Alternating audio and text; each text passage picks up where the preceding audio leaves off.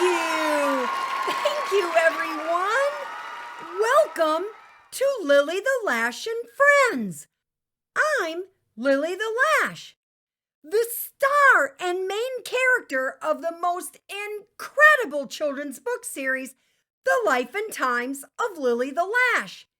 Yep, it's really me, and I'm so excited that we're hanging out together.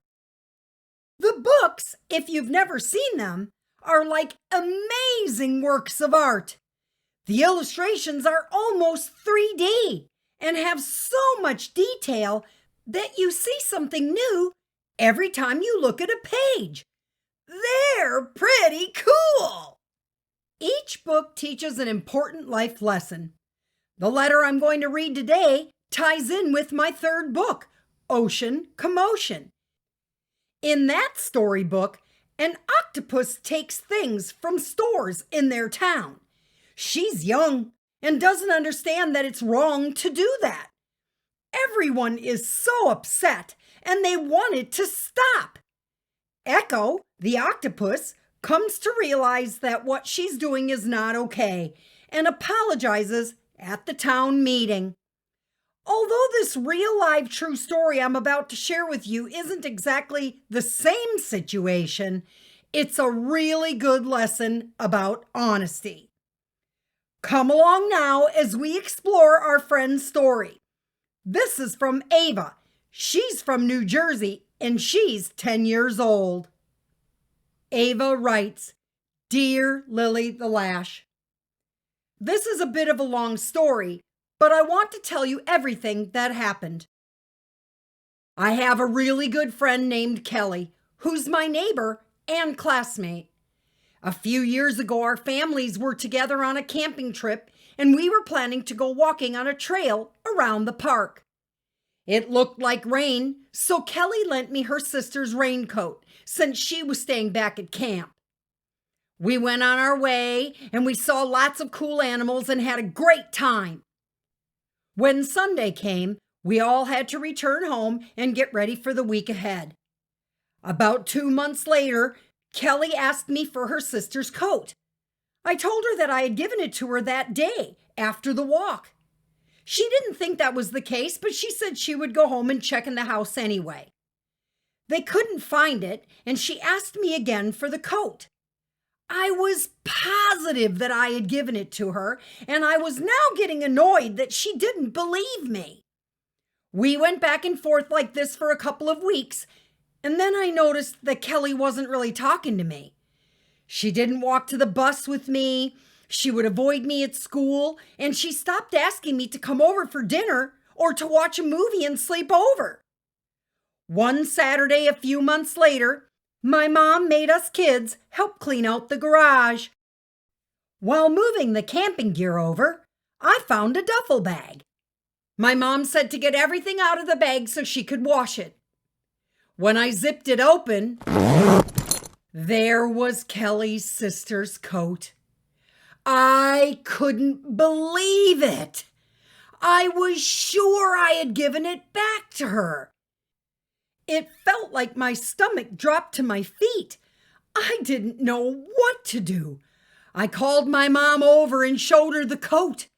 I started to cry as I was explaining what had happened between Kelly and me. My mom said that these kinds of things happen. She said that everyone makes mistakes. But I felt so stupid. I really didn't want to give Kelly the coat because I just felt so bad and so dumb. I had been rather mean too, because I was mad that she didn't believe me. And now I could see that I did have the coat. I went to bed that night and cried about how I behaved. When I woke up the next day, I cleaned the coat off and I walked over to their house. I told Kelly how we found it and that I was wrong and that I was so very sorry for being rude to her. I couldn't help it, but I started crying right in front of her. Kelly was so kind. She took the coat, set it down on their bench, and gave me a big hug. She said all was forgiven, that she missed me, and that she wanted to be friends again.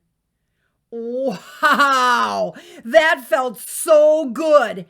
It was so hard to admit that I was wrong, but it was important for me to be honest and make things right between us. I hope that my behavior and my actions can help someone else learn that they need to do the right thing when they make a mistake. Thanks for listening, Lily. Your friend, Ava. Well, Ava. This is such an important lesson for everyone to learn and remember. Your mom is absolutely right. We all make mistakes. But one of the keys to being a person with good character is to know when we've made a mistake, admit that we've made that mistake, apologize to those we've wronged, and set things straight so we can move forward. Now, Kelly was quick to accept your apology, but that may not always be the case. Sometimes when people are really hurt by our actions, they may need some time to think things through before they can forgive. The best thing we can do is to know that we tried to make things right and then give them that time. I'm proud of you. I'm proud of your willingness to apologize when that was a pretty tough thing to do. And also for writing this letter so others might learn from your example. We have to do our best so we can feel our best and then be our best. Okay, the clock on the wall says it's time to fly. I hope you've enjoyed our conversation. I know I always do. So cool to hear what my friends have to say. Perhaps you have a story you'd like to share with our listeners. Maybe you've learned a lesson you'd like to talk about, or you've done something amazing that we all need to hear about. Well, all you have to do is have your parent or guardian contact me through the author of the series, Julie Woik. You can find her email address on my website, which is lillythelash.com. That's LILLYTHELASH.com. Well, that's it for now. I can't wait to hear what you have to say. Remember, Lily's always listening. It doesn't take much for us to say something kind. Together, we can make the world a better place in the blink of an eye. See you later!